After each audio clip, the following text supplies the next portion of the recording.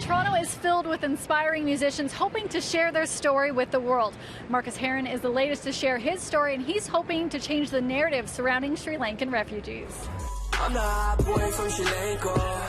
I'm on the way back. The inspiration behind the single, I mean, it's more so, you know, my people, Sri Lankans, we're super like stereotyped in a way because we come from, you know, warfare, guerrilla warfare. That being said, and even like living in Toronto, there's a lot of violence and a lot of animosity towards us because I feel like people look at us a certain way. Like we're the guys that come to Canada, and you know, we start all these problems, and it's just tough because doing all that and being able to uphold like a certain type of, you know, genre and music, and being able to like be an inspiration through my community, I think it's a little tough. So I feel like a lot of my inspiration comes from that.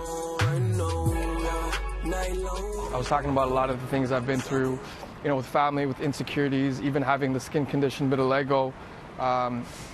You know, I spoke about a lot of those things last summer, and you know, like I really had to put myself in a space when I was creating that album because I was talking about a lot of things that I was afraid to speak about in real life. You know what I mean? So I'm the hot boy from Sri Lanka. There's a bunch of things I talk about, you know, like drug abuse, you know, my father using me as a drug mule, you know, having to like run away from home, and just a lot of things, even with the skin and stuff like that, like being able to accept it and finally accepting it.